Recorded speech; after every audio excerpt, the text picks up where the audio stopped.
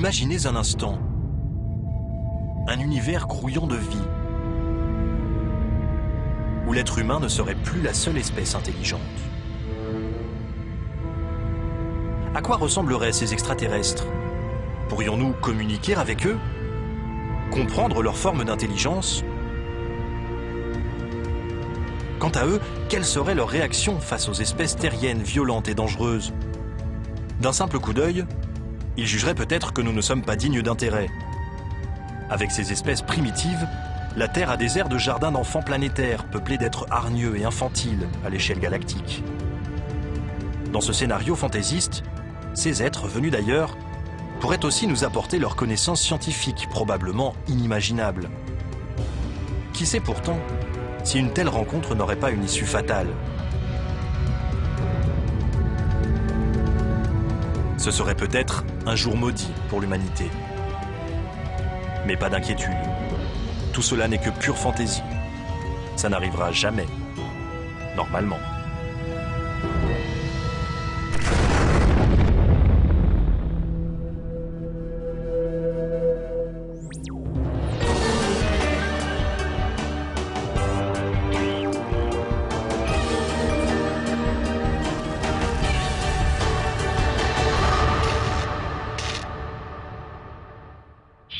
Bienvenue dans la Voie lactée, notre environnement quotidien.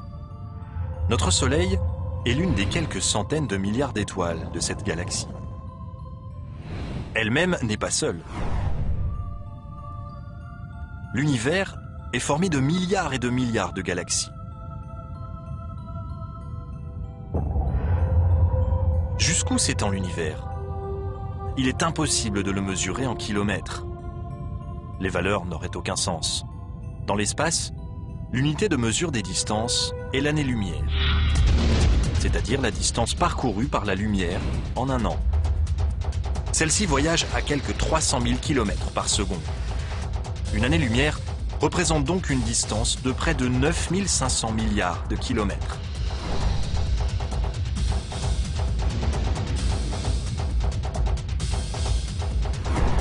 La lumière met 100 000 ans pour ne traverser que notre galaxie.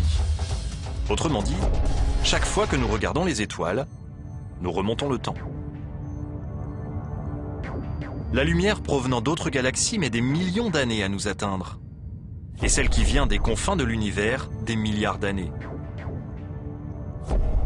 Nous assistons donc à des événements qui se sont passés avant même que notre Terre existe, au balbutiement de l'univers.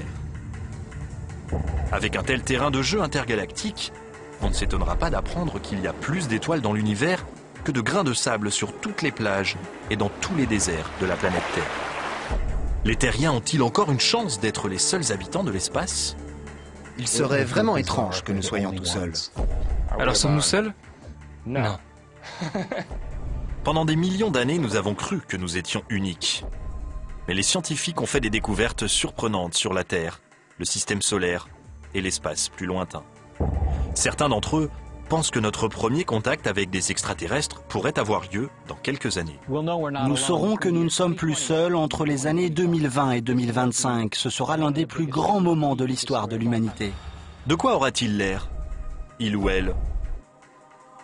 Et pourrons-nous distinguer des mâles et des femelles? D'ailleurs, comment être sûr que nous n'avons pas déjà connu une rencontre du troisième type?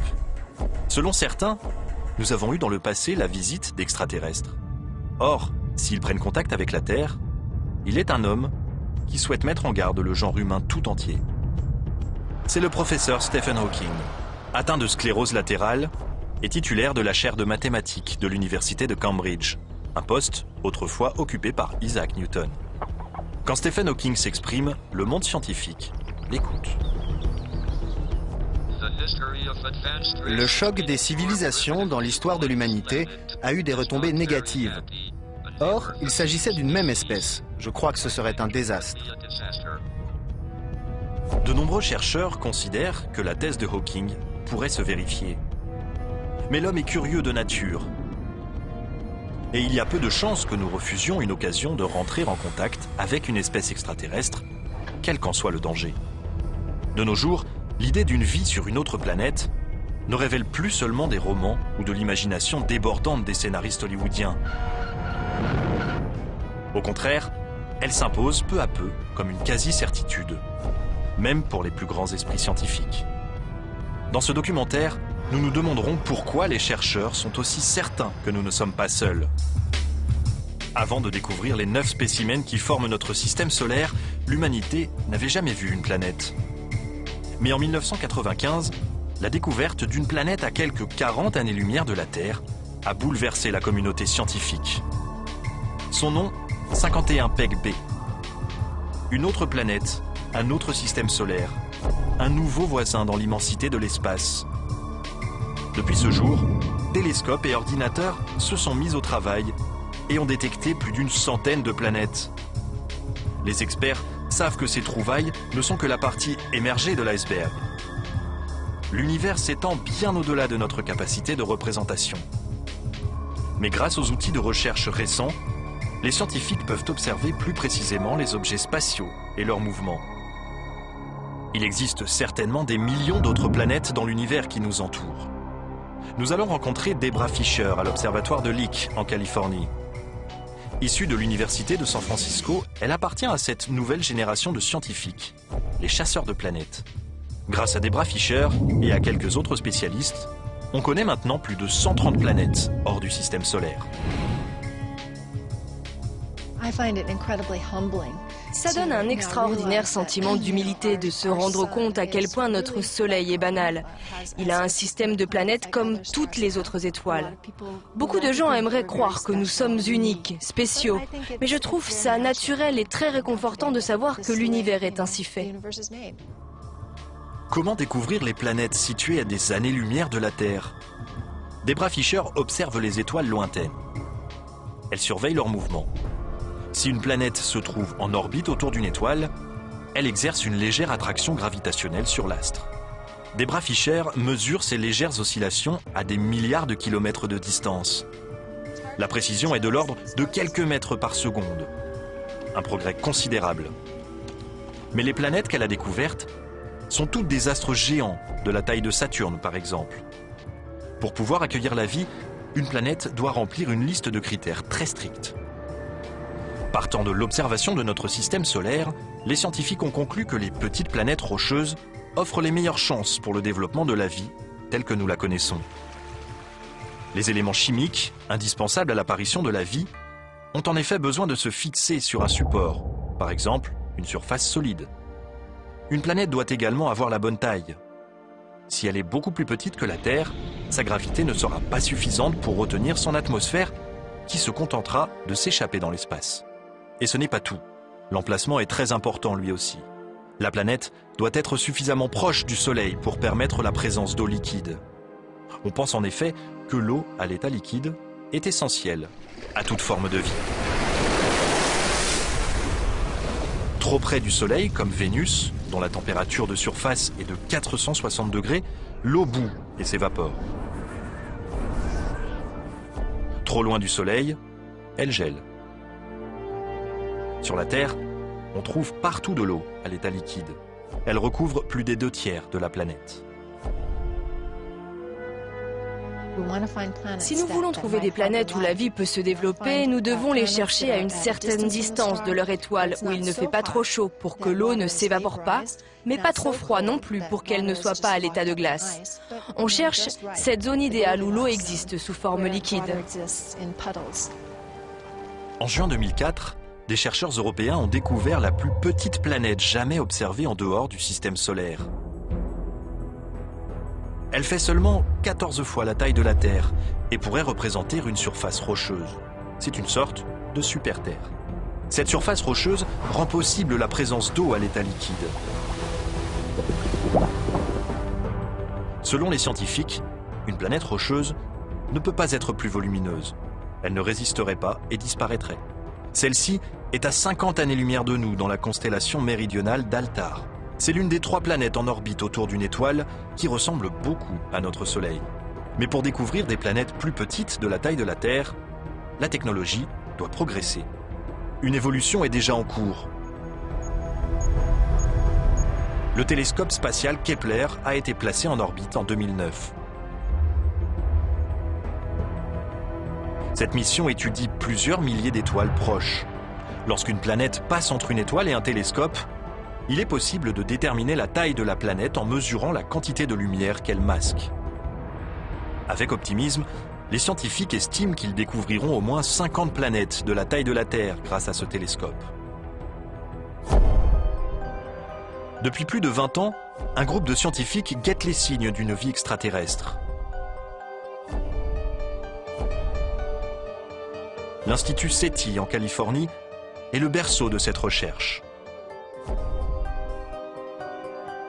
Cet institut pour la recherche d'intelligence extraterrestre rassemble les pointures de la profession qui se sont lancées dans une mission de longue haleine, complexe et sophistiquée.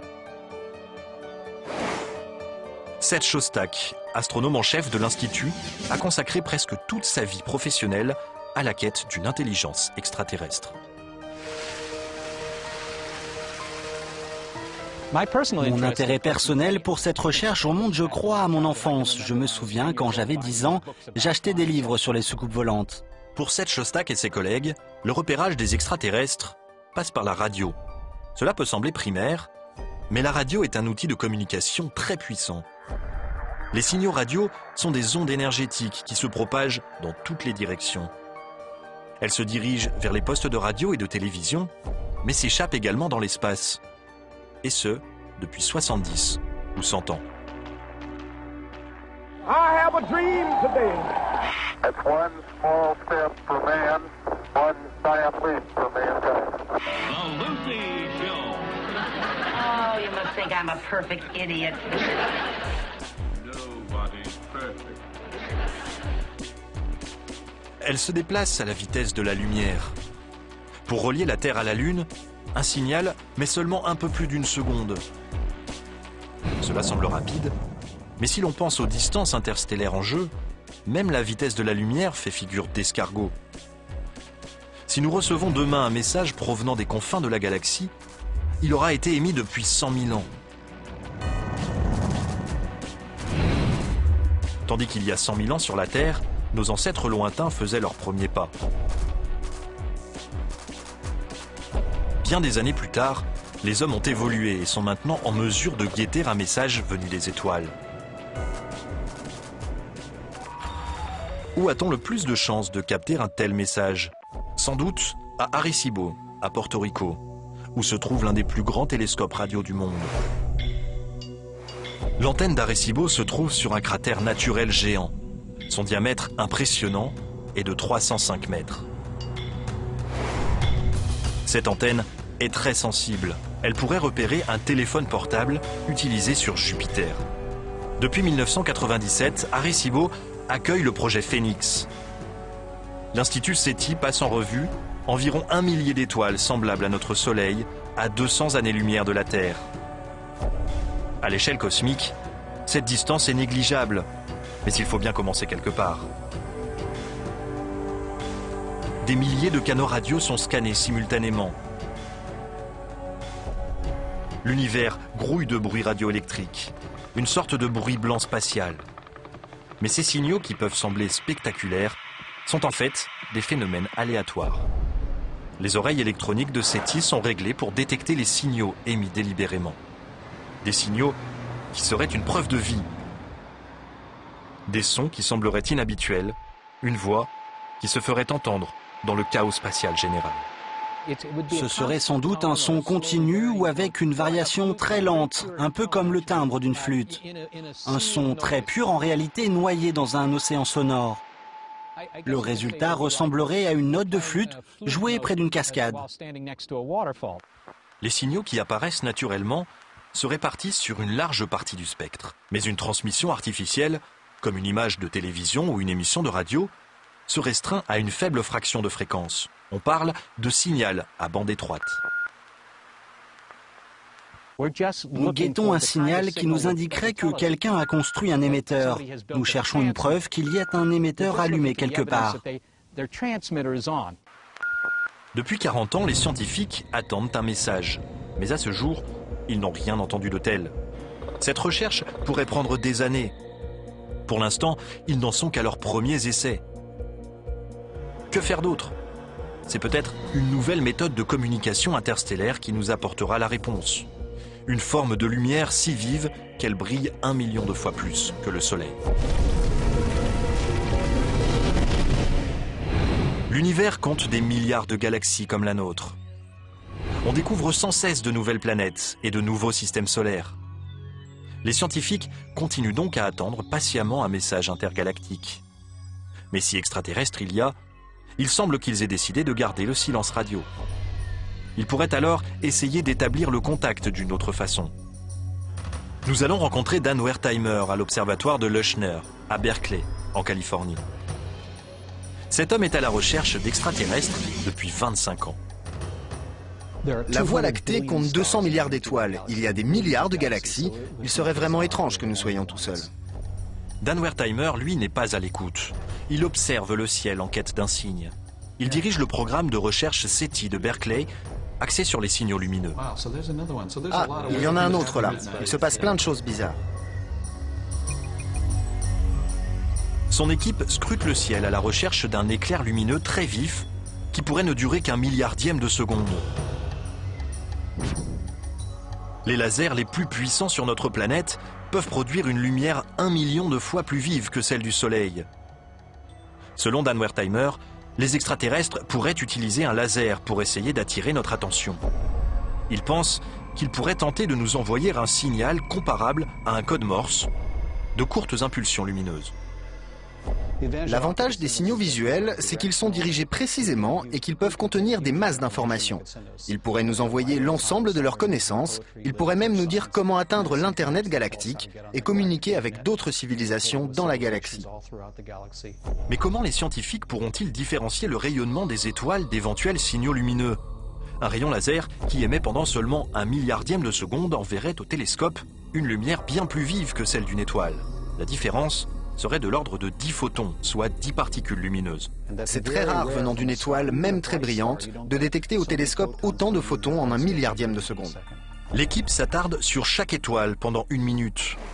En l'absence d'éclairs lumineux, elle passe à l'étoile suivante. 10 000 astres ont ainsi été étudiés. Et jusqu'à présent, Dan Wertheimer n'a pas détecté la lumière qu'il recherche. La technologie évolue très vite. Les télescopes s'améliorent tout comme les détecteurs. Nous pouvons observer de plus en plus d'étoiles. Au bout du compte, nous verrons des centaines de millions d'étoiles et nous pourrons sonder l'ensemble du plan galactique. Mais pour l'instant, les terriens en sont à leurs premières expérimentations et ils commencent seulement à apprendre comment communiquer avec les extraterrestres. Dans les années 60, le scientifique britannique et prix Nobel Anthony Hewish pensait avoir détecté un signal extraterrestre. À partir de ces récepteurs radio aux allures de corde à linge, cet homme et son équipe ont capté une succession régulière d'impulsions espacées d'1 seconde environ. Ce signal paraissait absolument extraordinaire, parce que c'était une série d'impulsions très courtes. Comme si nous avions affaire à une étoile qui émettait des éclairs lumineux. Or, les corps astronomiques ne font pas cela. Quand on capte des signaux artificiels venus de l'espace, l'une des possibilités à étudier, c'est bien sûr qu'il s'agisse d'une intelligence venue d'ailleurs. Pour rire, nous les avons appelés signaux PHV, pour petits hommes verts. Personne n'y croyait vraiment, je pense, mais nous avons tout de même envisagé cette possibilité. On a vite oublié les petits hommes verts. Anthony Hewish s'est rapidement aperçu que sa découverte provenait d'une source naturelle. C'était la signature d'une étoile morte, ou étoile à neutrons. Ces astres morts tournent sur eux-mêmes à toute vitesse, envoyant des impulsions comme la lumière d'un phare.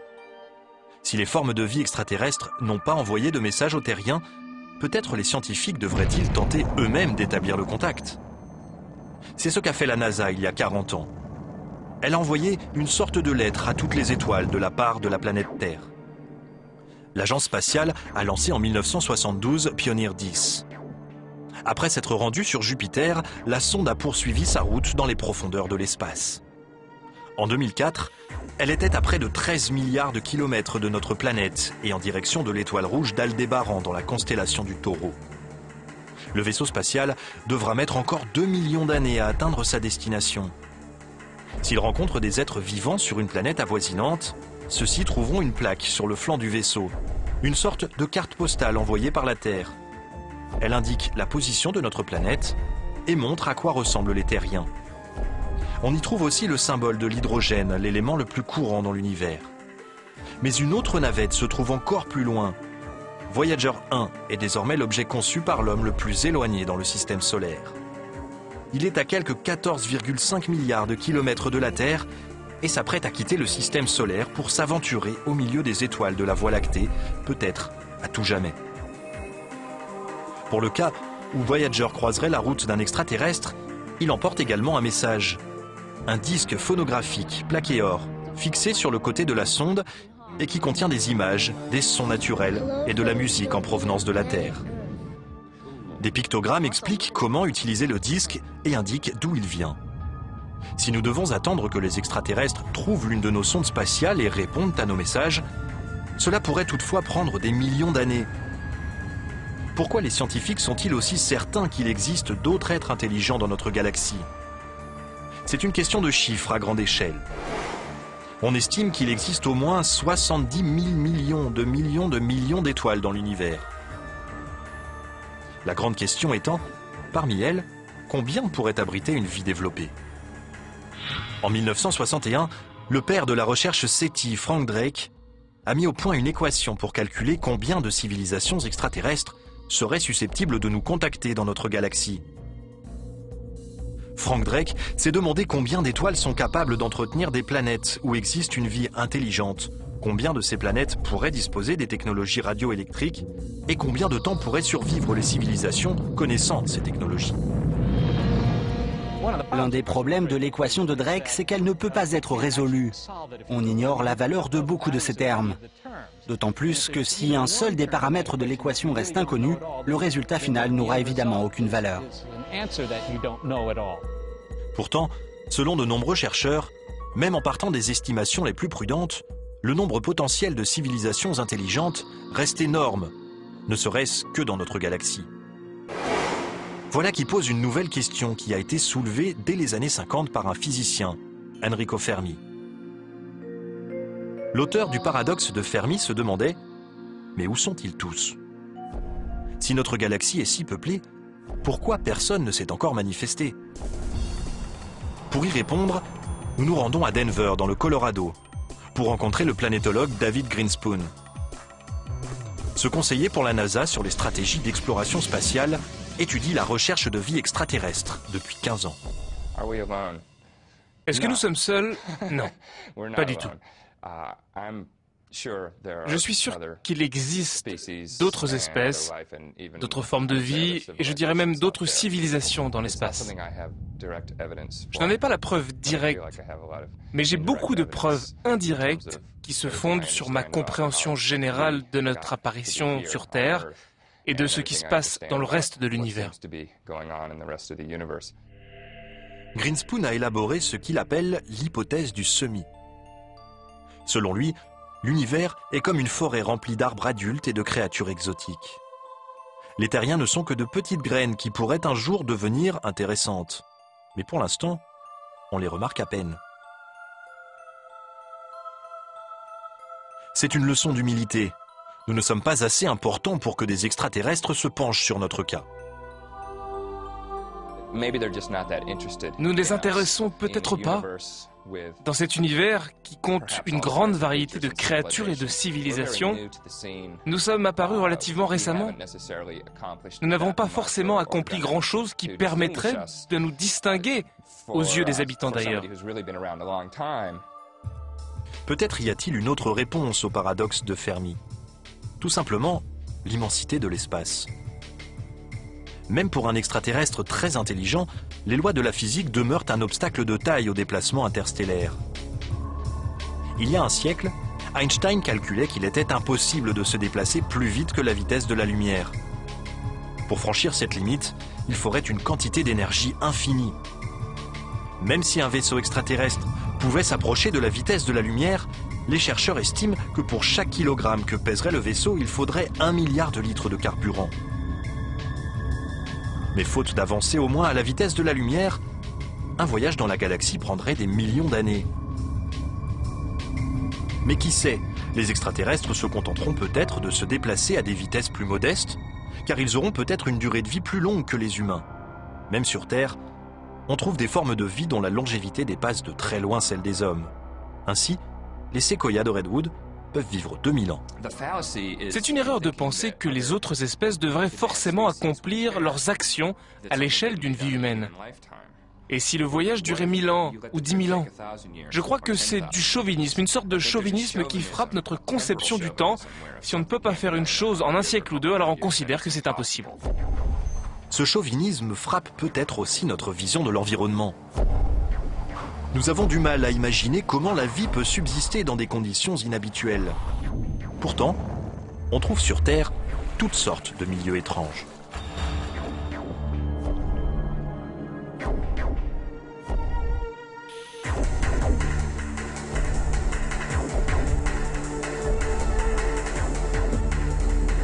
Selon les chercheurs, une forme de vie avancée pourrait exister ailleurs dans l'univers. Mais nous n'en avons aucune preuve à ce jour. Cependant, les scientifiques font sans cesse des trouvailles étonnantes sur la Terre elle-même. Ils découvrent des formes de vie microscopiques dans les endroits les plus inhospitaliers de la planète. Si la vie peut s'épanouir ici dans les conditions les plus extrêmes, on comprend mieux qu'elle puisse se développer ailleurs dans notre galaxie. Pourtant, si nous trouvons la preuve d'une vie microbienne beaucoup moins évoluée que la nôtre, en quoi cela nous intéresse-t-il? Les microbes ne peuvent pas nous dévoiler les secrets de l'univers puisqu'ils ne parlent pas. Le planétologue David Grinspoon pense cependant qu'une telle découverte pourrait avoir un impact de première importance. Si nous découvrons une présence vivante n'importe où dans notre propre système solaire, nous saurons alors que l'univers est très fertile et qu'il est normal pour une planète d'abriter la vie. Par conséquent, il y aura des quantités d'espèces intelligentes dans l'espace dont certaines voudront communiquer avec nous. Voici Penny Boston, astrobiologiste. Elle passe ses journées dans les endroits les plus hostiles et les plus sombres de la planète. Ce qu'elle y cherche, des extrémophiles, c'est-à-dire des microbes capables de proliférer dans des milieux où la plupart des autres organismes n'y survivraient pas.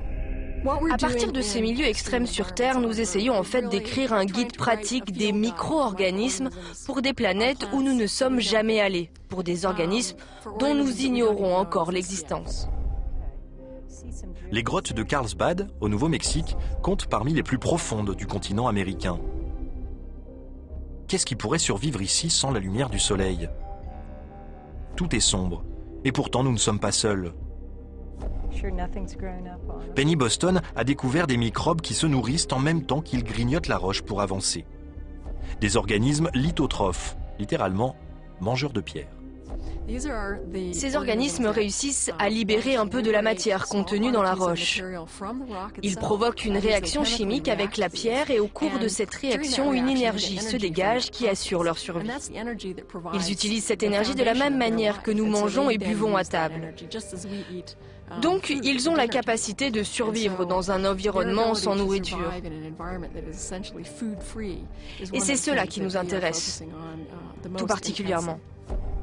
D'ailleurs, ces microbes extrémophiles ne se contentent pas de prospérer dans les systèmes souterrains. Voici le lac Mono, en Californie. Sous ses airs enchanteurs, il renferme une teneur en sel 3 fois plus élevée que celle de l'eau de mer. Un poison pour l'homme, mais une aubaine pour la vie microbienne qui y prospère. Les extrémophiles supportent aussi très bien les grands froids. Nous sommes en Alaska. Le Fox Tunnel est un environnement extrêmement froid. Pourtant, contre toute attente, on trouve ici des micro-organismes emprisonnés dans le permafrost qui peut rester gelé pendant des millions d'années. Ils sont toujours vivants. En les réchauffant, les chercheurs espèrent ranimer ces organismes endormis. Nous devons stimuler notre imagination dans tous les domaines possibles pour se représenter les limites de la vie. Ainsi, nous serons bien mieux préparés à reconnaître une forme de vie quand nous la verrons, qu'elle soit dans notre système solaire ou au-delà.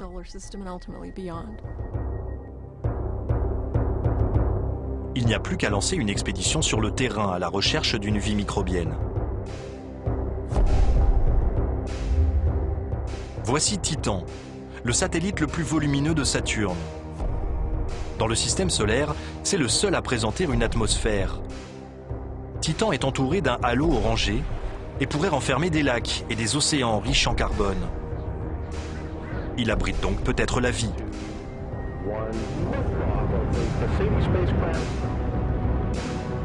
Pour en avoir le cœur net, la NASA a lancé une mission vers Saturne et son satellite.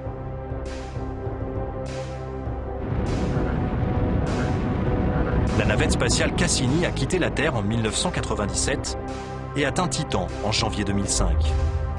Une sonde a traversé l'atmosphère à 6,5 km/s, rencontrant un brouillard fait d'azote, de méthane et d'autres composants chimiques à base de carbone. Titan représente seulement la moitié de la Terre en taille, mais son atmosphère est 4 fois plus dense. Quant à sa température, elle est plutôt fraîche, moins 143 degrés. Après un atterrissage réussi, la sonde a pu renvoyer les informations par radio. Elles ont parcouru plus d'1 milliard de kilomètres pour parvenir à la Terre.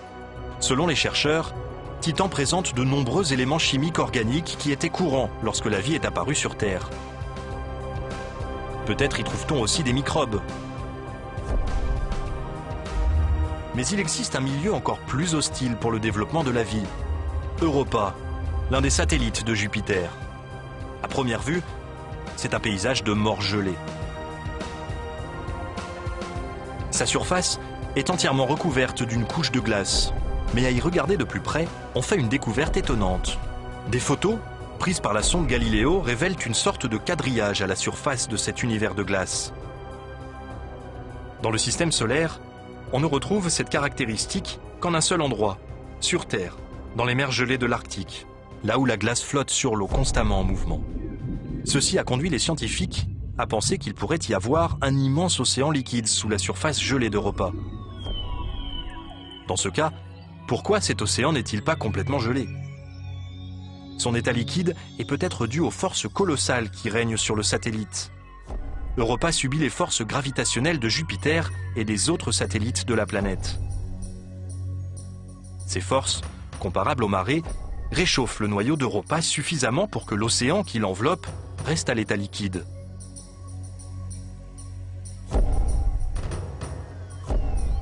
La NASA espère approfondir son exploration des mystères du satellite.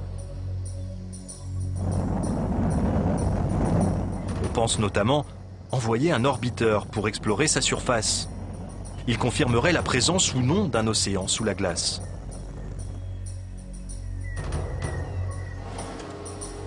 L'orbiteur pourrait localiser un endroit où la couche de glace serait relativement mince et envoyer une sonde robotisée à travers la glace à la recherche de traces de vie sous l'eau.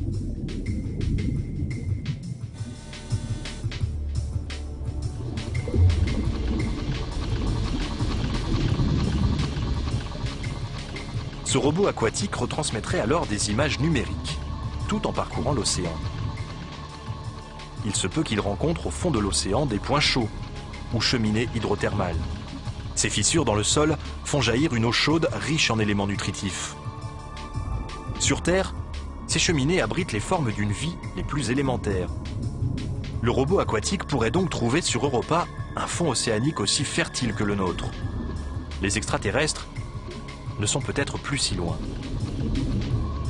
Dans notre système solaire, c'est Mars qui réunit les conditions les plus favorables à une vie passée ou présente. Au cours des dernières années, on a expédié une armada de navettes spatiales sur la planète rouge.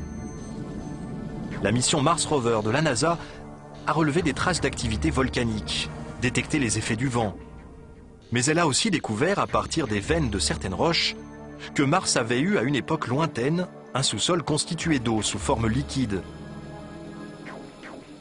Sur Terre, on le sait, là où il y a de l'eau, il y a de la vie. De nombreux scientifiques pensent donc que Mars a pu abriter une forme de vie à un moment donné.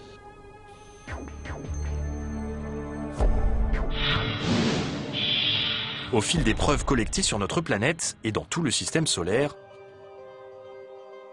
les chercheurs en ont conclu qu'il existe bien une vie ailleurs dans notre univers. Mais à quoi ces extraterrestres peuvent-ils bien ressembler ?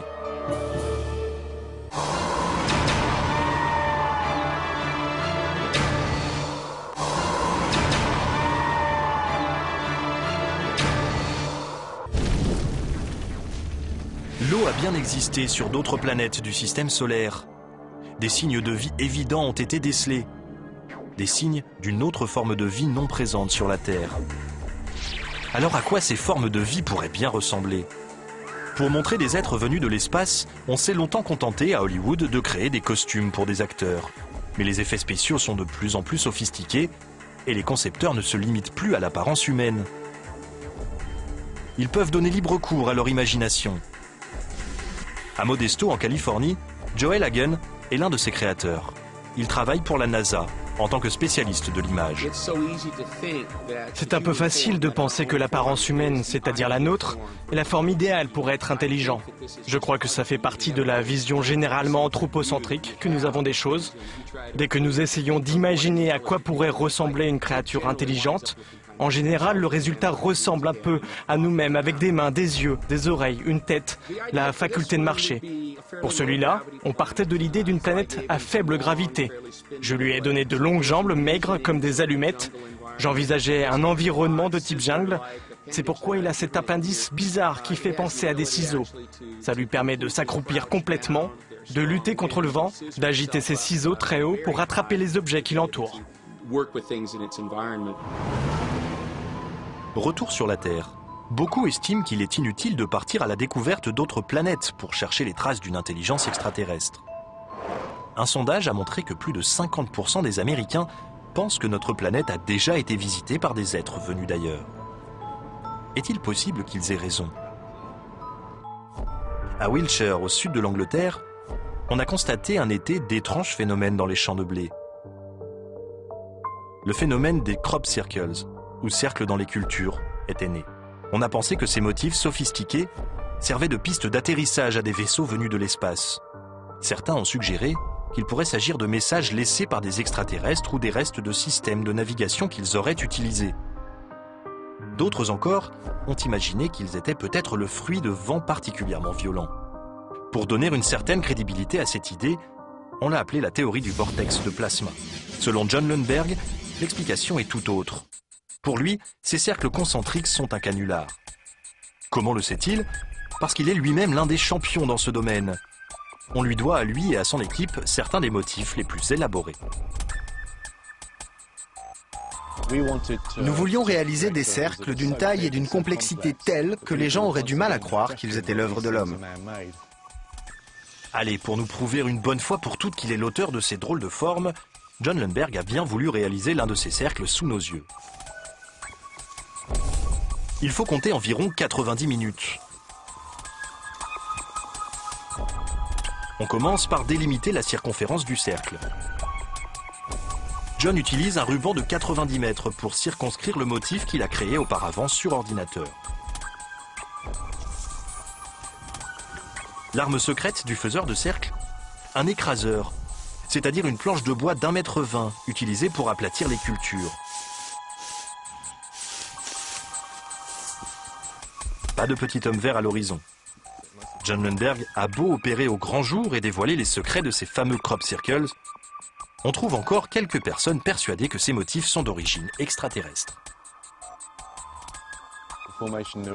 Nous avons créé ce motif en plein jour. Les chercheurs diraient sans doute que les conditions de l'essai ne sont pas convaincantes parce que la lumière du jour rend beaucoup plus facile la réalisation du cercle. Ils estiment que ce n'est pas un cercle authentique. Les cercles dans les champs de blé ne sont pas les seuls signes à faire l'objet de folles spéculations. Ici, dans le désert péruvien, à 400 km au sud de Lima, on trouve une plaine de plus de 500 km². Elle présente une série de droites parfaitement rectilignes. Un motif géométrique géant, si bien qu'on ne peut réellement l'apprécier que depuis le ciel. La plus longue de ces lignes traverse la plaine sur près de 15 km. Tout autour, on trouve de curieux symboles et des représentations d'animaux. Selon les archéologues, ces motifs remontent au IIe siècle avant Jésus-Christ. Ils sont très difficiles à visualiser depuis le sol. Il a fallu attendre les années 30 pour qu'un vol d'avion, entrepris pour chercher de l'eau, permette de les découvrir par hasard. Comment sont-ils arrivés là? Quelle est leur fonction? L'écrivain suisse Erich von Däniken a fait fortune en suggérant qu'il s'agissait d'une piste d'atterrissage géante pour navettes spatiales. Cette théorie présente une faille. Le sol du désert est constitué de terre friable et de pierrailles, donc peu adapté à l'atterrissage d'un vaisseau lourd ou d'une soucoupe volante. Si nous ne sommes pas en présence d'un aérodrome privé pour visiteurs de l'espace, quelle est l'explication? La plupart des chercheurs estiment qu'il s'agissait sans doute d'un lieu de culte à grande échelle. Les lignes droites étaient des chemins reliant une série de sites sacrés. Quant au motif, il n'était pas destiné à l'œil humain, mais bien aux divinités. Pour ceux qui croiraient encore que les visiteurs de l'espace sont déjà venus nous voir, voici une dernière preuve. Le cas des objets volants non identifiés, ou OVNI. Le premier OVNI a été repéré en 1947 à proximité du mont Rainer, dans l'État de Washington. On l'a décrit comme une soucoupe passant sur l'eau. L'expression soucoupe volante était née. You and your women can give us life, and what we want, we take. Le mythe s'est nourri d'une série de films de science-fiction. Une croyance s'est installée. Des extraterrestres nous auraient rendu visite en soucoupe volante. En 1996 encore, selon un sondage réalisé aux États-Unis, près des 3/4 de la population croyait que le gouvernement dissimulait des informations sur les ovnis. Cela s'explique sans doute par l'épisode du pseudo-crash d'ovnis à Roswell, au Nouveau-Mexique, en 1947. Il fait depuis partie du folklore américain. Pour beaucoup de gens, c'est l'ultime théorie du complot. Une navette spatiale s'écrase dans le désert et les corps d'extraterrestres sont évacués du site pour y être autopsiés. L'affaire est étouffée par le gouvernement et tenue top secret. La vérité, il y a bien eu un crash dans le désert. Il y a bien eu des corps, mais il n'avait rien d'extraterrestre. Il s'agissait de tests à haute altitude sur des appareils militaires. Et les corps aperçus par les témoins étaient ceux de mannequins inertes. Comment expliquer pourtant la ribambelle de films et de témoignages prouvant soi-disant l'existence des ovnis? Une fois de plus, nous allons questionner notre expert en canular, John Lundberg.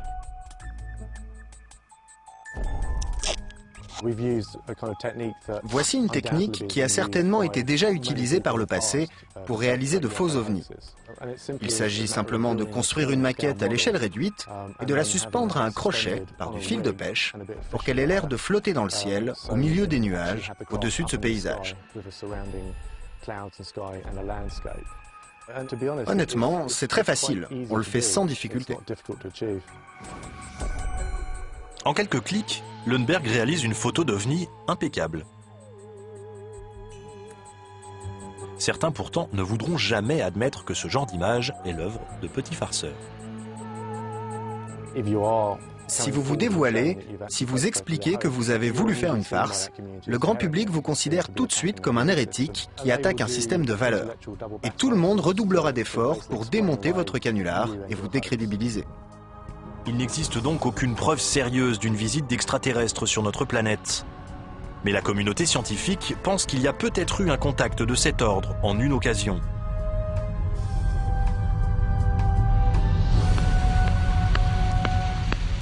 Écoutons l'univers.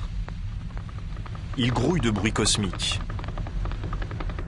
Un barrage permanent de bruit blanc galactique. Le 15 août 1977, à l'université de l'État de l'Ohio, se déroule le projet Big Ear, ou Grande Oreille. Son but ? Explorer la galaxie à la recherche de créatures extraterrestres. Nous sommes au beau milieu de la nuit. Les chercheurs prennent un repos bien mérité. Quand soudain, l'ordinateur repère un signal. Il provient de la constellation du Sagittaire à plus de 200 années-lumière.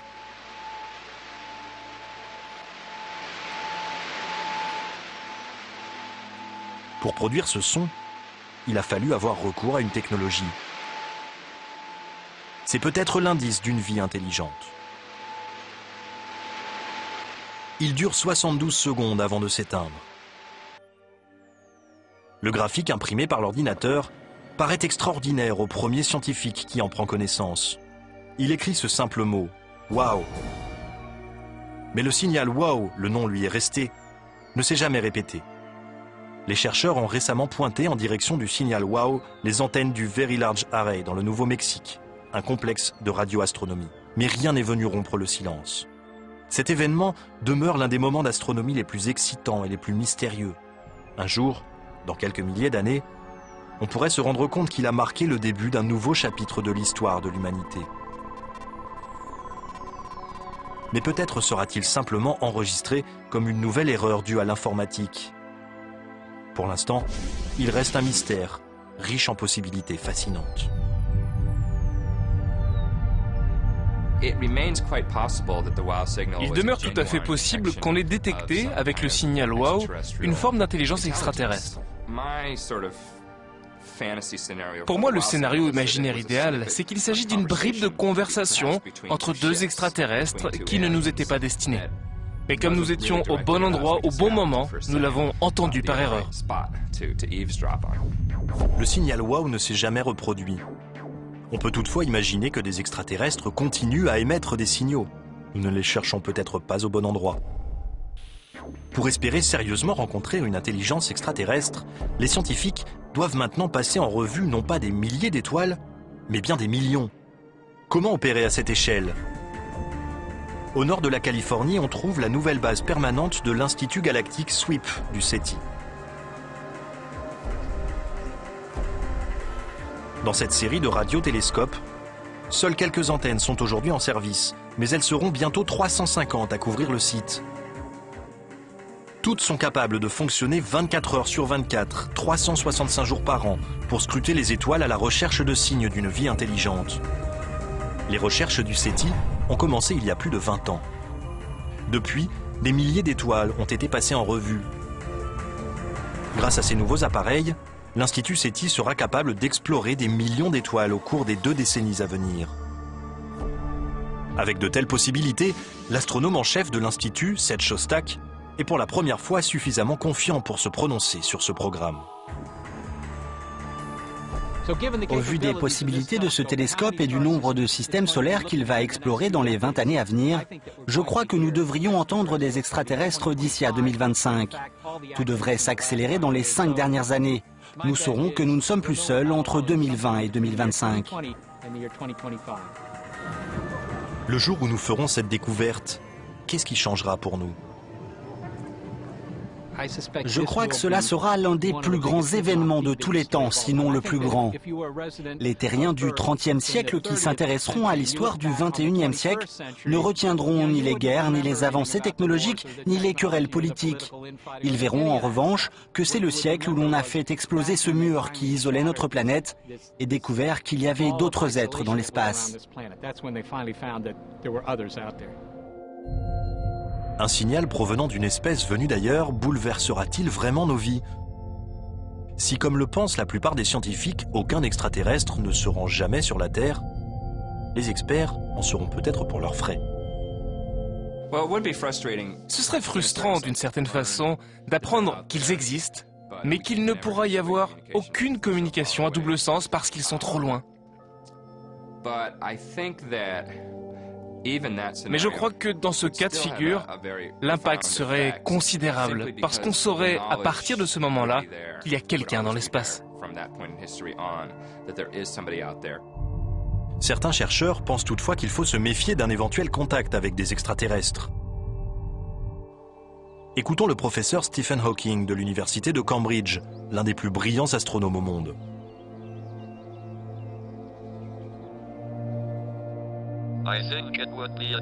À mon sens, ce serait un désastre.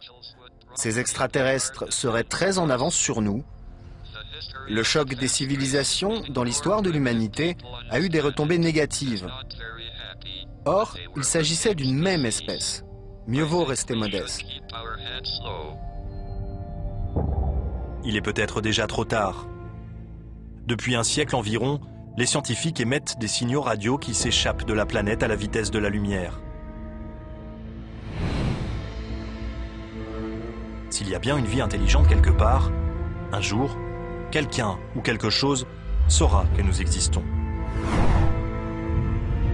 Les civilisations avancées auront peut-être évolué au point d'avoir dépassé les concepts de conquête et de guerre. Espérons simplement que nos visiteurs de l'espace, s'ils viennent un jour, auront des intentions pacifiques.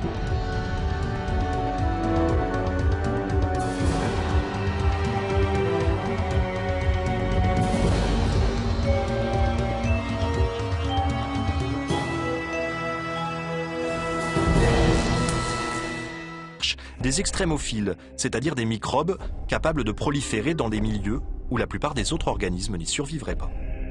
À partir de ces milieux extrêmes sur Terre, nous essayons en fait d'écrire un guide pratique des micro-organismes pour des planètes où nous ne sommes jamais allés, pour des organismes dont nous ignorons encore l'existence. Les grottes de Carlsbad, au Nouveau-Mexique, comptent parmi les plus profondes du continent américain. Qu'est-ce qui pourrait survivre ici sans la lumière du soleil? Tout est sombre, et pourtant nous ne sommes pas seuls. Penny Boston a découvert des microbes qui se nourrissent en même temps qu'ils grignotent la roche pour avancer. Des organismes lithotrophes, littéralement mangeurs de pierre. Ces organismes réussissent à libérer un peu de la matière contenue dans la roche. Ils provoquent une réaction chimique avec la pierre et au cours de cette réaction, une énergie se dégage qui assure leur survie. Ils utilisent cette énergie de la même manière que nous mangeons et buvons à table. Donc, ils ont la capacité de survivre dans un environnement sans nourriture. Et c'est cela qui nous intéresse, tout particulièrement. D'ailleurs, ces microbes extrémophiles ne se contentent pas de prospérer dans les systèmes souterrains. Voici le lac Mono, en Californie. Sous ses airs enchanteurs, il renferme une teneur en sel 3 fois plus élevée que celle de l'eau de mer. Un poison pour l'homme, mais une aubaine pour la vie microbienne qui y prospère. Les extrémophiles supportent aussi très bien les grands froids. Nous sommes en Alaska. Le Fox Tunnel est un environnement extrêmement froid. Pourtant, contre toute attente, on trouve ici des micro-organismes emprisonnés dans le permafrost qui peut rester gelé pendant des millions d'années. Ils sont toujours vivants. En les réchauffant, les chercheurs espèrent ranimer ces organismes endormis.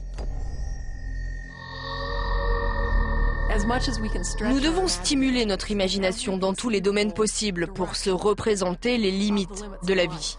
Ainsi, nous serons bien mieux préparés à reconnaître une forme de vie quand nous la verrons, qu'elle soit dans notre système solaire ou au-delà.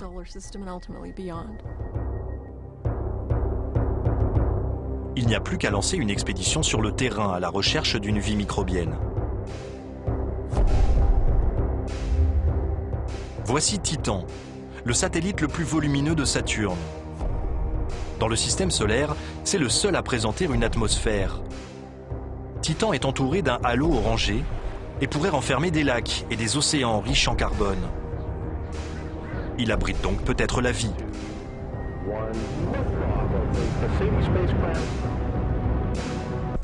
Selon certains, nous avons eu dans le passé la visite d'extraterrestres. Or, s'ils prennent contact avec la Terre, il est un homme qui souhaite mettre en garde le genre humain tout entier. C'est le professeur Stephen Hawking, atteint de sclérose latérale et titulaire de la chaire de mathématiques de l'université de Cambridge, un poste autrefois occupé par Isaac Newton. Quand Stephen Hawking s'exprime, le monde scientifique l'écoute. Le choc des civilisations dans l'histoire de l'humanité a eu des retombées négatives. Or, il s'agissait d'une même espèce. Je crois que ce serait un désastre. De nombreux chercheurs considèrent que la thèse de Hawking pourrait se vérifier. Mais l'homme est curieux de nature. Et il y a peu de chances que nous refusions une occasion de rentrer en contact avec une espèce extraterrestre, quel qu'en soit le danger. De nos jours, l'idée d'une vie sur une autre planète ne révèle plus seulement des romans ou de l'imagination débordante des scénaristes hollywoodiens. Au contraire, elle s'impose peu à peu comme une quasi-certitude, même pour les plus grands esprits scientifiques. Dans ce documentaire, nous nous demanderons pourquoi les chercheurs sont aussi certains que nous ne sommes pas seuls.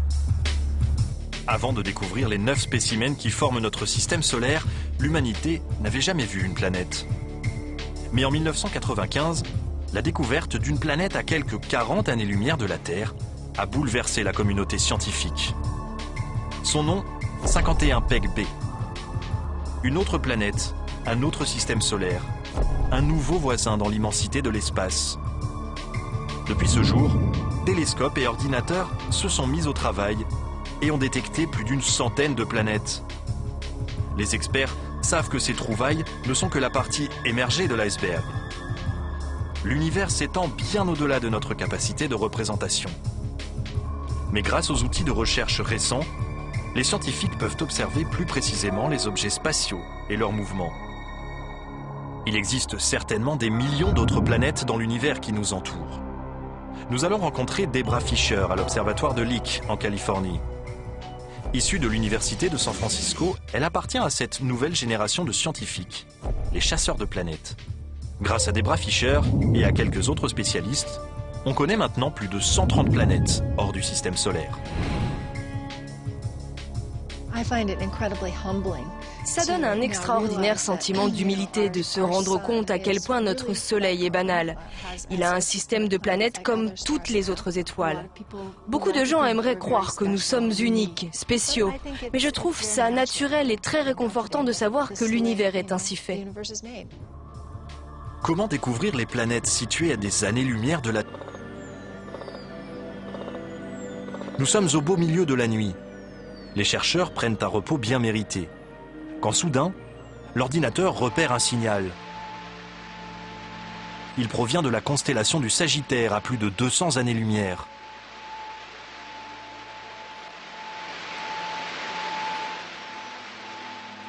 Pour produire ce son, il a fallu avoir recours à une technologie.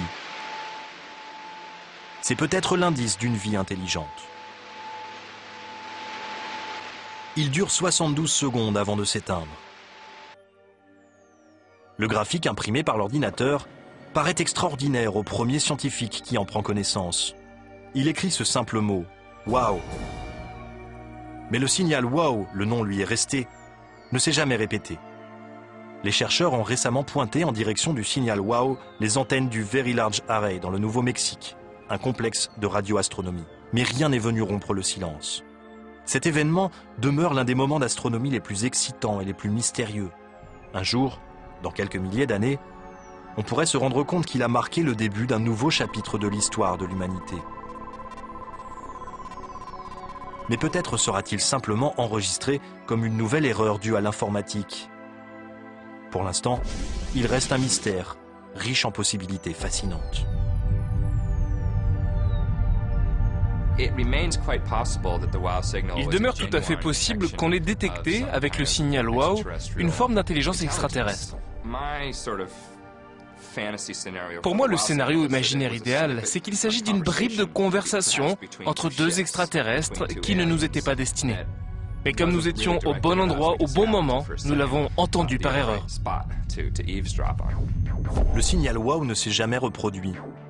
On peut toutefois imaginer que des extraterrestres continuent à émettre des signaux. Nous ne les cherchons peut-être pas au bon endroit. Pour espérer sérieusement rencontrer une intelligence extraterrestre, les scientifiques doivent maintenant passer en revue non pas des milliers d'étoiles, mais bien des millions. Comment opérer à cette échelle ? Au nord de la Californie, on trouve la nouvelle base permanente de l'Institut galactique SWIP du SETI. Dans cette série de radiotélescopes, seules quelques antennes sont aujourd'hui en service, mais elles seront bientôt 350 à couvrir le site. Toutes sont capables de fonctionner 24 heures sur 24, 365 jours par an, pour scruter les étoiles à la recherche de signes d'une vie intelligente. Les recherches du SETI ont commencé il y a plus de 20 ans. Depuis, des milliers d'étoiles ont été passées en revue. Grâce à ces nouveaux appareils, l'Institut SETI sera capable d'explorer des millions d'étoiles au cours des 2 décennies à venir. Cet homme et son équipe ont capté une succession régulière d'impulsions espacées d'1 seconde environ. Ce signal paraissait absolument extraordinaire, parce que c'était une série d'impulsions très courtes. Comme si nous avions affaire à une étoile qui émettait des éclairs lumineux. Or, les corps astronomiques ne font pas cela. Quand on capte des signaux artificiels venus de l'espace, l'une des possibilités à étudier, c'est bien sûr qu'il s'agisse d'une intelligence venue d'ailleurs. Pour rire, nous les avons appelés signaux PHV, pour petits hommes verts. Personne n'y croyait vraiment, je pense, mais nous avons tout de même envisagé cette possibilité. On a vite oublié les petits hommes verts. Anthony Hewish s'est rapidement aperçu que sa découverte provenait d'une source naturelle. C'était la signature d'une étoile morte, ou étoile à neutrons. Ces astres morts tournent sur eux-mêmes à toute vitesse, envoyant des impulsions comme la lumière d'un phare. Si les formes de vie extraterrestres n'ont pas envoyé de message aux terriens, peut-être les scientifiques devraient-ils tenter eux-mêmes d'établir le contact. C'est ce qu'a fait la NASA il y a 40 ans. Elle a envoyé une sorte de lettre à toutes les étoiles de la part de la planète Terre. L'agence spatiale a lancé en 1972 Pioneer 10. Après s'être rendue sur Jupiter, la sonde a poursuivi sa route dans les profondeurs de l'espace. En 2004, elle était à près de 13 milliards de kilomètres de notre planète et en direction de l'étoile rouge d'Aldébaran dans la constellation du Taureau. Le vaisseau spatial devra mettre encore 2 millions d'années à atteindre sa destination. S'il rencontre des êtres vivants sur une planète avoisinante, ceux-ci trouveront une plaque sur le flanc du vaisseau, une sorte de carte postale envoyée par la Terre. Elle indique la position de notre planète et montre à quoi ressemblent les terriens. On y trouve aussi le symbole de l'hydrogène, l'élément le plus courant dans l'univers. Mais une autre navette se trouve encore plus loin. Voyager 1 est désormais l'objet conçu par l'homme le plus éloigné dans le système solaire. Il est à quelques 14,5 milliards de kilomètres de la Terre et s'apprête à quitter le système solaire pour s'aventurer au milieu des étoiles de la Voie lactée, peut-être à tout jamais. Pour le cas où Voyager croiserait la route d'un extraterrestre, il emporte également un message. Un disque phonographique plaqué or, fixé sur le côté de la sonde et qui contient des images, des sons naturels et de la musique en provenance de la Terre. Des pictogrammes expliquent comment utiliser le disque et indiquent d'où il vient. Si nous devons attendre que les extraterrestres trouvent l'une de nos sondes spatiales et répondent à nos messages, cela pourrait toutefois prendre des millions d'années. Pourquoi les scientifiques sont-ils aussi certains qu'il existe d'autres êtres intelligents dans notre galaxie? C'est une question de chiffres à grande échelle.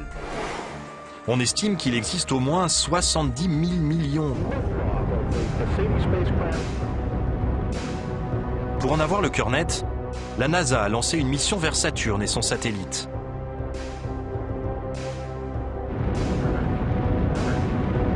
La navette spatiale Cassini a quitté la Terre en 1997 et atteint Titan en janvier 2005.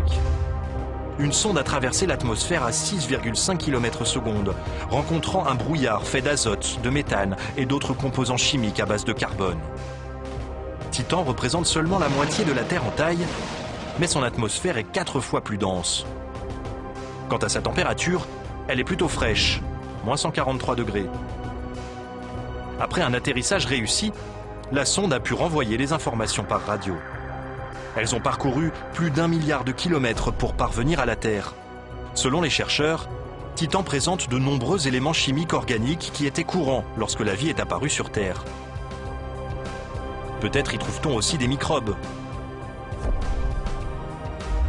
Mais il existe un milieu encore plus hostile pour le développement de la vie. Europa, l'un des satellites de Jupiter. À première vue, c'est un paysage de mort gelée.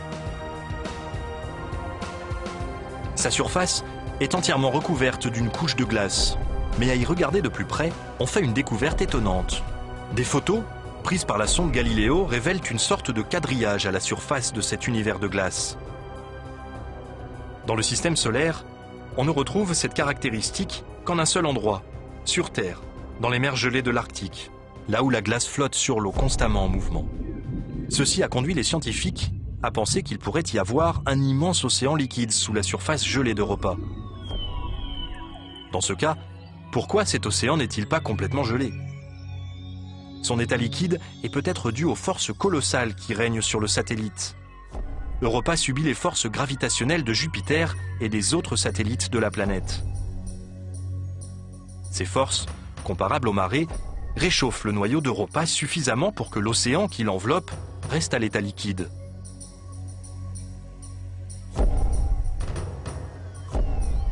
La NASA espère approfondir son exploration des mystères du satellite.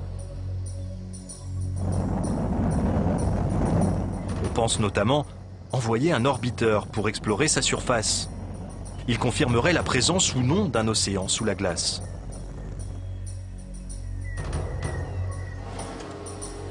L'orbiteur pourrait localiser un endroit où la couche de glace serait relativement mince et envoyer une sonde robotisée à travers la glace à la recherche de traces de vie sous l'eau.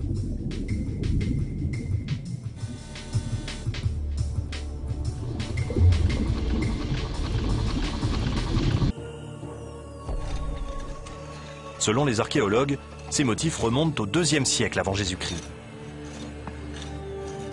Ils sont très difficiles à visualiser depuis le sol. Il a fallu attendre les années 30 pour qu'un vol d'avion, entrepris pour chercher de l'eau, permette de les découvrir par hasard. Comment sont-ils arrivés là? Quelle est leur fonction? L'écrivain suisse Erich von Däniken a fait fortune en suggérant qu'il s'agissait d'une piste d'atterrissage géante pour navettes spatiales. Cette théorie présente une faille. Le sol du désert est constitué de terre friable et de pierrailles, donc peu adapté à l'atterrissage d'un vaisseau lourd ou d'une soucoupe volante. Si nous ne sommes pas en présence d'un aérodrome privé pour visiteurs de l'espace, quelle est l'explication? La plupart des chercheurs estiment qu'il s'agissait sans doute d'un lieu de culte à grande échelle. Les lignes droites étaient des chemins reliant une série de sites sacrés. Quant au motif, il n'était pas destiné à l'œil humain, mais bien aux divinités. Pour ceux qui croiraient encore que les visiteurs de l'espace sont déjà venus nous voir, voici une dernière preuve. Le cas des objets volants non identifiés, ou OVNI. Le premier OVNI a été repéré en 1947 à proximité du mont Rainer, dans l'État de Washington. On l'a décrit comme une soucoupe passant sur l'eau. L'expression soucoupe volante était née. You and your women can give us life, and what we want, we take. Le mythe s'est nourri d'une série de films de science-fiction. Une croyance s'est installée. Des extraterrestres nous auraient rendu visite en soucoupe volante. En 1996 encore, selon un sondage réalisé aux États-Unis, près des 3/4 de la population croyait que le gouvernement dissimulait des informations sur les ovnis. Cela s'explique sans doute par l'épisode du pseudo-crash d'ovnis à Roswell, au Nouveau-Mexique, en 1947. Il fait depuis partie du folklore américain. Pour beaucoup de gens, c'est l'ultime théorie du complot.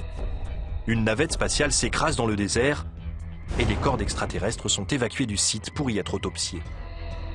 L'affaire est étouffée par le gouvernement et tenue top secret. La vérité, il y a bien eu un crash dans le désert. Il y a bien eu des corps, mais il n'avait rien d'extraterrestre. Il s'agissait de tests à haute altitude sur des appareils militaires. Et les corps aperçus par les témoins étaient ceux de mannequins inertes. Comment expliquer pourtant la ribambelle de films et de témoignages prouvant soi-disant l'existence des ovnis? Une fois de plus, nous allons questionner notre expert en canular, John Lundberg.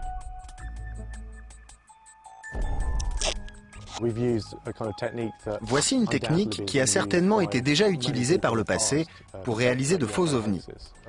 Il s'agit simplement de construire une maquette à l'échelle réduite et de la suspendre à un crochet par du fil de pêche pour qu'elle ait l'air de... Le graphique imprimé par l'ordinateur paraît extraordinaire au premier scientifique qui en prend connaissance. Il écrit ce simple mot, « Wow ». Mais le signal « Wow », le nom lui est resté, ne s'est jamais répété. Les chercheurs ont récemment pointé en direction du signal WOW les antennes du Very Large Array dans le Nouveau-Mexique, un complexe de radioastronomie. Mais rien n'est venu rompre le silence. Cet événement demeure l'un des moments d'astronomie les plus excitants et les plus mystérieux. Un jour, dans quelques milliers d'années, on pourrait se rendre compte qu'il a marqué le début d'un nouveau chapitre de l'histoire de l'humanité. Mais peut-être sera-t-il simplement enregistré comme une nouvelle erreur due à l'informatique. Pour l'instant, il reste un mystère, riche en possibilités fascinantes. Il demeure tout à fait possible qu'on ait détecté, avec le signal WOW, une forme d'intelligence extraterrestre. Pour moi, le scénario imaginaire idéal, c'est qu'il s'agit d'une bribe de conversation entre deux extraterrestres qui ne nous étaient pas destinés. Mais comme nous étions au bon endroit, au bon moment, nous l'avons entendu par erreur. Le signal WOW ne s'est jamais reproduit. On peut toutefois imaginer que des extraterrestres continuent à émettre des signaux. Nous ne les cherchons peut-être pas au bon endroit. Pour espérer sérieusement rencontrer une intelligence extraterrestre, les scientifiques doivent maintenant passer en revue non pas des milliers d'étoiles, mais bien des millions. Comment opérer à cette échelle ? Au nord de la Californie, on trouve la nouvelle base permanente de l'Institut galactique SWIP du SETI. Dans cette série de radiotélescopes, seules quelques antennes sont aujourd'hui en service, mais elles seront bientôt 350 à couvrir le site. Toutes sont capables de fonctionner 24 heures sur 24, 365 jours par an, pour scruter les étoiles à la recherche de signes d'une vie intelligente. Les recherches du SETI ont commencé il y a plus de 20 ans. Depuis, des milliers d'étoiles ont été passées en revue. Grâce à ces nouveaux appareils, l'Institut SETI sera capable d'explorer des millions d'étoiles au cours des 2 décennies à venir. Avec de telles possibilités, l'astronome en chef de l'Institut, Seth Shostak, est pour la première fois suffisamment confiant pour se prononcer sur ce programme. Au vu des possibilités de ce télescope et du nombre de systèmes solaires qu'il va explorer dans les 20 années à venir, je crois que nous devrions entendre des extraterrestres d'ici à 2025. Tout devrait s'accélérer dans les 5 dernières années. Nous saurons que nous ne sommes plus seuls entre 2020 et 2025. Le jour où nous ferons cette découverte, qu'est-ce qui changera pour nous? Je crois que cela sera l'un des plus grands... Pour en avoir le cœur net, la NASA a lancé une mission vers Saturne et son satellite.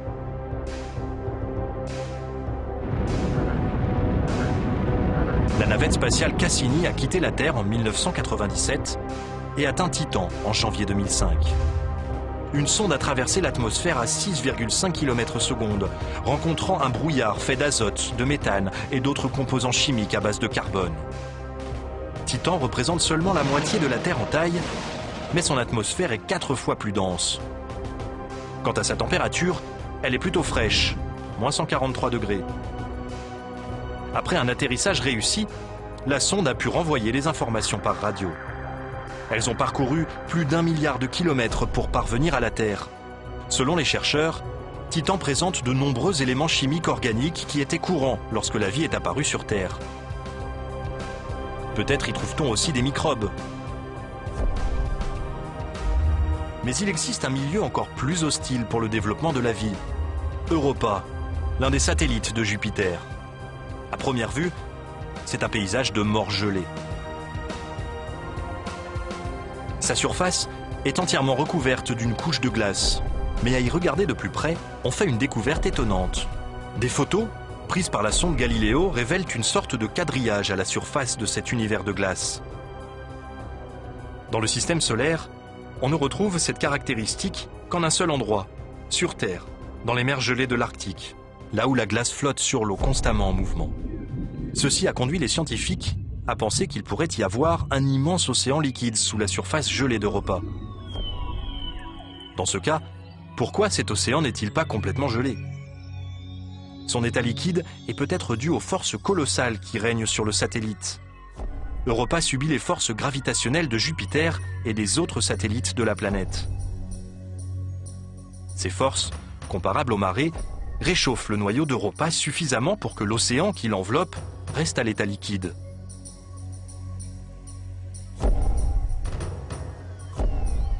La NASA espère approfondir son exploration des mystères du satellite. On pense notamment envoyer un orbiteur pour explorer sa surface. Il confirmerait la présence ou non d'un océan sous la glace.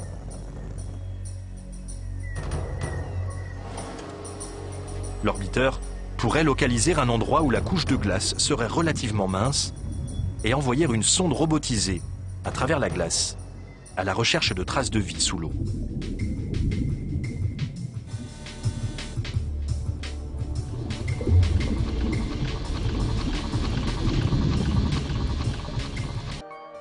Elle se dirige vers les postes de radio et de télévision, mais s'échappe également dans l'espace. Et ce, depuis 70 ou 100 ans. I have a dream today. That's one small step for man, one giant leap for mankind. The Lucy Show. Oh, you must think I'm a perfect idiot. Nobody's perfect. Elle se déplace à la vitesse de la lumière. Pour relier la Terre à la Lune, un signal met seulement un peu plus d'1 seconde. Cela semble rapide, mais si l'on pense aux distances interstellaires en jeu, même la vitesse de la lumière fait figure d'escargot. Si nous recevons demain un message provenant des confins de la galaxie, il aura été émis depuis 100 000 ans. tandis qu'il y a 100 000 ans sur la Terre, nos ancêtres lointains faisaient leurs premiers pas. Bien des années plus tard, les hommes ont évolué et sont maintenant en mesure de guetter un message venu des étoiles. Où a-t-on le plus de chances de capter un tel message? Sans doute à Arecibo, à Porto Rico, où se trouve l'un des plus grands télescopes radio du monde.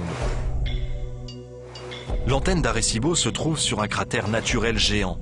Son diamètre impressionnant est de 305 mètres. Cette antenne est très sensible. Elle pourrait repérer un téléphone portable utilisé sur Jupiter. Depuis 1997, Arecibo accueille le projet Phoenix. L'Institut SETI passe en revue environ 1 millier d'étoiles semblables à notre Soleil à 200 années-lumière de la Terre. À l'échelle cosmique, cette distance est négligeable, mais il faut bien commencer quelque part. Des milliers de canaux radio sont scannés simultanément. L'univers grouille de bruit radioélectrique, une sorte de bruit blanc spatial. Mais ces signaux qui peuvent sembler spectaculaires sont en fait des phénomènes aléatoires. Les oreilles électroniques de SETI sont réglées pour détecter les signaux émis délibérément. Des signaux qui seraient une preuve de vie. Des sons qui sembleraient inhabituels, une voix qui se ferait entendre dans le chaos spatial général. Ce serait sans doute un son continu ou avec une variation très lente, un peu comme le timbre d'une flûte. Un son très pur en réalité noyé dans un océan sonore. Le résultat ressemblerait à une note de flûte jouée près d'une cascade. Les signaux qui apparaissent naturellement se répartissent sur une large partie du spectre. Mais une transmission artificielle, comme une image de télévision ou une émission de radio, se restreint à une faible où se trouve l'un des plus grands télescopes radio du monde. L'antenne d'Arecibo se trouve sur un cratère naturel géant. Son diamètre impressionnant est de 305 mètres. Cette antenne est très sensible. Elle pourrait repérer un téléphone portable utilisé sur Jupiter. Depuis 1997, Arecibo accueille le projet Phoenix. L'Institut SETI passe en revue environ 1 millier d'étoiles semblables à notre Soleil à 200 années-lumière de la Terre. À l'échelle cosmique, cette distance est négligeable, mais il faut bien commencer quelque part. Des milliers de canaux radio sont scannés simultanément. L'univers grouille de bruit radioélectrique, une sorte de bruit blanc spatial. Mais ces signaux qui peuvent sembler spectaculaires sont en fait des phénomènes aléatoires. Les oreilles électroniques de SETI sont réglées pour détecter les signaux émis délibérément. Des signaux qui seraient une preuve de vie. Des sons qui sembleraient inhabituels, une voix qui se ferait entendre dans le chaos spatial général. Ce serait sans doute un son continu ou avec une variation très lente, un peu comme le timbre d'une flûte. Un son très pur en réalité noyé dans un océan sonore. Le résultat ressemblerait à une note de flûte jouée près d'une cascade. Les signaux qui apparaissent naturellement se répartissent sur une large partie du spectre. Mais une transmission artificielle, comme une image de télévision ou une émission de radio, se restreint à une faible fraction de fréquence. On parle de signal à bande étroite. Nous guettons un signal qui nous indiquerait que quelqu'un a construit un émetteur. Nous cherchons une preuve qu'il y ait un émetteur allumé quelque part. Depuis 40 ans, les scientifiques attendent un message. Mais à ce jour, ils n'ont rien entendu de tel. Cette recherche pourrait prendre des années. Pour l'instant, ils n'en sont qu'à leurs premiers essais. Que faire d'autre? C'est peut-être une nouvelle méthode de communication interstellaire qui nous apportera la réponse. Une forme de lumière si vive qu'elle brille 1 million de fois plus que le Soleil. L'univers compte des milliards de galaxies comme la nôtre. On découvre sans cesse de nouvelles planètes et de nouveaux systèmes solaires. Les scientifiques continuent donc à attendre patiemment un message intergalactique. Mais si extraterrestre il y a, il semble qu'ils aient décidé de garder le silence radio. Ils pourraient alors essayer d'établir le contact d'une autre façon. Nous allons rencontrer Dan Wertheimer à l'observatoire de Leuschner, à Berkeley, en Californie. Cet homme est à la recherche d'extraterrestres depuis 25 ans. Lithotrophe, littéralement mangeur de pierre. Ces organismes réussissent à libérer un peu de la matière contenue dans la roche. Ils provoquent une réaction chimique avec la pierre et au cours de cette réaction, une énergie se dégage qui assure leur survie. Ils utilisent cette énergie de la même manière que nous mangeons et buvons à table. Donc, ils ont la capacité de survivre dans un environnement sans nourriture. Et c'est cela qui nous intéresse, tout particulièrement. D'ailleurs, ces microbes extrémophiles ne se contentent pas de prospérer dans les systèmes souterrains. Voici le lac Mono, en Californie. Sous ses airs enchanteurs, il renferme une teneur en sel 3 fois plus élevée que celle de l'eau de mer. Un poison pour l'homme, mais une aubaine pour la vie microbienne qui y prospère. Les extrémophiles supportent aussi très bien les grands froids. Nous sommes en Alaska. Le Fox Tunnel est un environnement extrêmement froid. Pourtant, contre toute attente, on trouve ici des micro-organismes emprisonnés dans le permafrost qui peut rester gelé pendant des millions d'années. Ils sont toujours vivants. En les réchauffant, les chercheurs espèrent ranimer ces organismes endormis. Nous devons stimuler notre imagination dans tous les domaines possibles pour se représenter les limites de la vie. Ainsi, nous serons bien mieux préparés à reconnaître une forme de vie quand nous la verrons, qu'elle soit dans notre système solaire ou au-delà.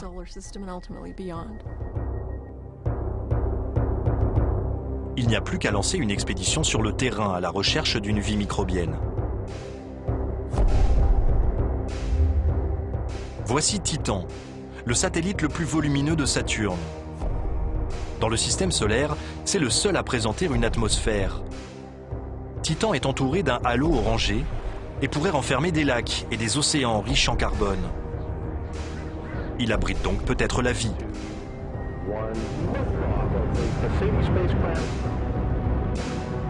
Pour en avoir le cœur net, la NASA a lancé une mission vers Saturne et son satellite.